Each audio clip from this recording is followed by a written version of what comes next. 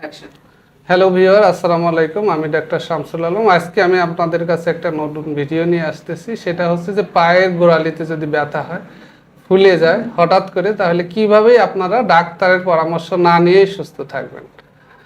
গোড়ালিকে আমরা, পায়ের গোড়ালিকে আমরা অ্যাঙ্কেল জয়েন্ট বলি। উই কল দিস গোড়ালিস অ্যাঙ্কেল জয়েন্ট।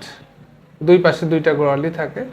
তো হঠাৎ করে মচকে যেতে পারে বা কোনো কারণে ফুলে যেতে পারে। বিশেষ করে যারা খেলাধুলা করে, স্পোর্টসম্যান যারা, হ্যাঁ, তো football, tennis, badminton, indoor outdoor যে কোনো গেমের কারণে এখানে হঠাৎ করে পায়ের position of leg can suddenly be awkward, মানে একটু ঘুরে যায়, এদিকে ঘুরে যেতে পায়ের পজিশন। ওখানে ছোট ছোট কিছু লিগামেন্ট থাকে, some small ligament around the knee joint.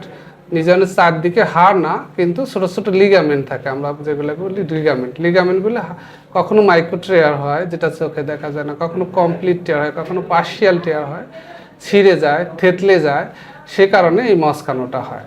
এছাড়াও সাধারণ কারণেও দেখা যাবে ইনফেকশন বা অন্য কোনো কারণে পায়ের গোড়ালি ফুলে যেতে পারে।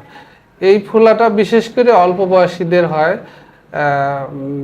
যারা ইয়াং অ্যাক্টিভ থাকে, গাড়ি ঘোড়া থেকে নামার সময় হয়, হঠাৎ করে হাঁটা চলার সময় পায়ের পজিশন দেখা যাবে যে উঁচু থেকে নিচে হঠাৎ করে পড়ে গেলে পা একটু ঘুরে গেল, সে কারণে হয়।